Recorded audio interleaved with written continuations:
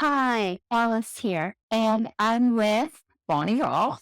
And today we are making a succulent garden pot. We couldn't resist going shopping for succulents, and we brought some that we think will just be gorgeous together. We are set up. We have our pots.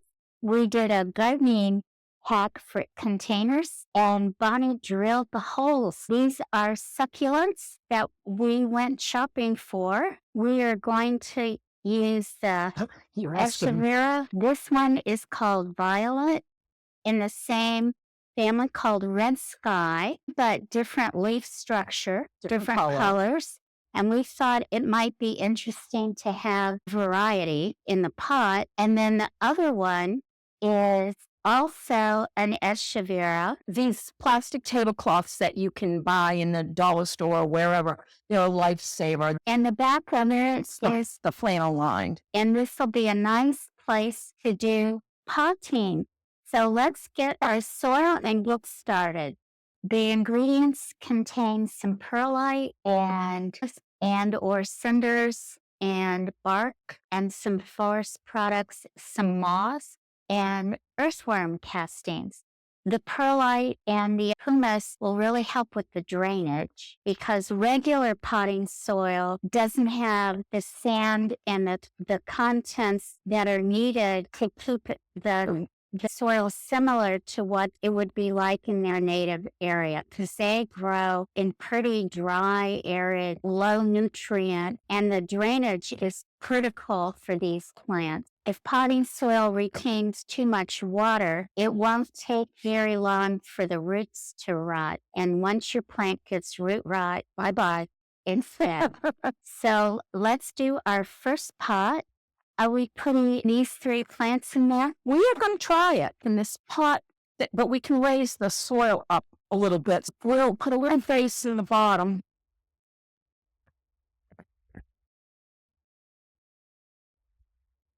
On the back says to put about an inch in the bottom. I think that's might be a little strong inch. It said choose a container slightly larger than the old because this was for transplanting.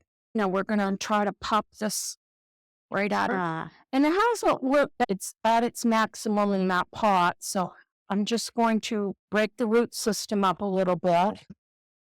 Maybe mush the bottom up a little bit. We'll mound the dirt up when we're at that point. I think it'll be fine.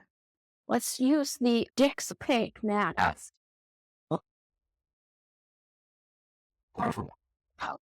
Right. Breaking up the roots again a little bit. And these were very dry, so we're going to need a nice streak. I like to angle them a little bit so that they're tipped in the front. And then our last one, our red sky. That's going to be our front piece here. Yes, very dry, and they need a good soaking drink. That's really pretty, and I do like the terracotta. I like terracotta with these. Now, are these roots hanging out over here? Yeah, we're not done. Well, get your little self in there. I might have to add a little bit more after it's wet down really good because this was extremely dry. It says water once a week until established. These were well established. I don't think I watered them when we brought them home. I wanted to work with them when they were a little bit drier. Let me get my watering thing, and I'm just going to give it a good drink. That looks very nice. Now, I take it you can water them out here because this is waterproof. It's important not to water on the top, water around the base of the plant. Succulent, the reason they can go so long without water is they have these thick leaves, and many of them have thick stems, and those are where they store the water. And I'm just going to pat it, a little bit.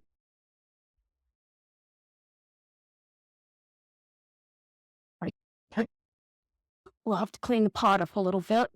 It's great that we were able to get plant information with these because when we were shopping, There were several plants that we liked, but all it said on the pot was succulent. And unless you have a resource book or you're able to look up online and know that you're really matching the plant with the information, you don't know exactly what you need to be doing in terms of light, water, sun, soil, and fertilizer on the soil.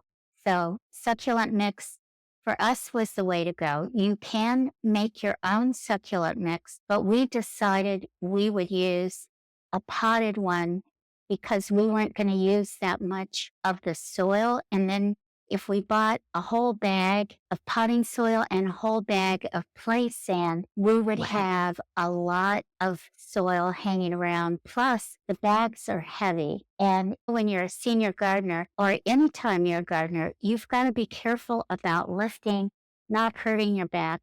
We've changed our mind. We're going to put these lovely plants in this pot because it is deeper and they are good sized and we want them to have plenty of room. We're going to change things up, and that's something you can do. You can change your mind. You put succulent soil in it, so we've got the same soil and we have a deeper pot. Does this pot have drainage? It does. It's a really nice pot. It drains down into the saucer right here. For these, because they're bigger plants, I think they'll be happier here. They will have room to grow where there wasn't much. I think that will grow into that. I like the watering pot that you're using for these because you can control the flow. And get right in there because you don't want to get it on the plant as much as around it. Down by the roots, it's going to be better. Drainage coming out the bottom. This is good because we want any excess water on the bottom to come out to drain so that the roots are not sitting in water and they don't get root rot. It's amazing how quickly they can develop that. When you think, oh, the soil's damp, but it's not a problem, it can be a problem. This looks like a bonus. We've got some selections here. I think this was the same as your, it's got little picks on the end. Maybe it's not exactly the same, but I love this little one, and it didn't come with a name. These tell us where the plant was grown, but they don't tell us what the plant is. This one is interesting. I love that one. It looks like spoons on the end. And does that have a plant name on it? It does not. Only one that did was this one right here, and that was just sedum succulent. This one does. It has sedum succulent. No. So we have two sedums, which is good because frequently they require the same kind of light and water and fertilizer. And what else do you have? What is that little reddish or purplish looking one right this there? One? Don't know. But let's take a closer look. That's an interesting looking plant.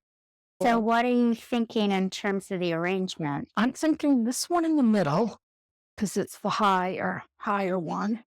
And see, it needed it. You're loosening the roots. I'll plunk him in the middle there. And that's using the succulent soil. And then around them, I'm going to put this little guy with the spoonhead leaves. The fun part about this is being creative with the colors and the texture and the leaf structure. That one's just as hard as a little rock. What's interesting about succulents is they grow in such harsh conditions, and many times they're found growing in rock. Some are in desert, very arid environments. Some are in alpine, believe it or not, alpine environments, and they are found all over the world. The important thing is that you buy from a reputable grower and that you avoid taking any succulents from the wild. We want to protect the resources and the ecosystem that we have. I think this is chicks and hens, and this will grow and spread. So I might put that one in something and let it get a little bit more established before I put it in one of these. That's nice, adding that little one with a different color. Yeah. Now that looks like a smaller version of the big one that we put in this pot. It looks like the leaves are the same. There's that one. That was the purple. That's called purple pearl, that one right there. He's not Oh. exactly the same as the one we put in the other pot.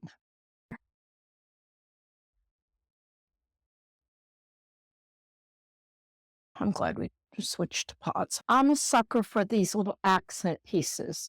I saw these at the nursery that we went to. What are they? They're little ceramic mushrooms, and I got 2 different sizes. I'm messy. You see where I need the tablecloth.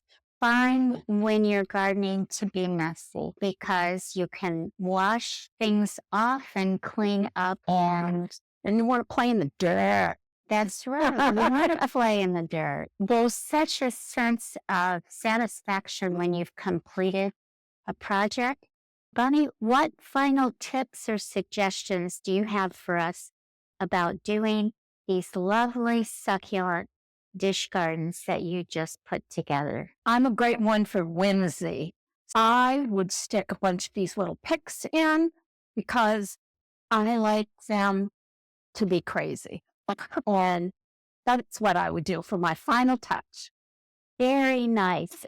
Any last minute instructions in terms of the care and maintenance? I'd trial and error. Move them around. If they don't seem to be doing good in one spot, maybe move them to another spot where they get more or less sun, more or less water. You have to experiment with them. And if they start looking like they're wrinkling or changing, they need something different. Just move them around. It sounds like it's a very easy gardening when you're using succulents. It is. If it wasn't, law would not be doing that. Thank you, Bonnie, for demonstrating how to plant a succulent dish garden. And we ended up with 2 beautiful gardens today. Thank you. It was fun. If you're interested in more information, check these videos out.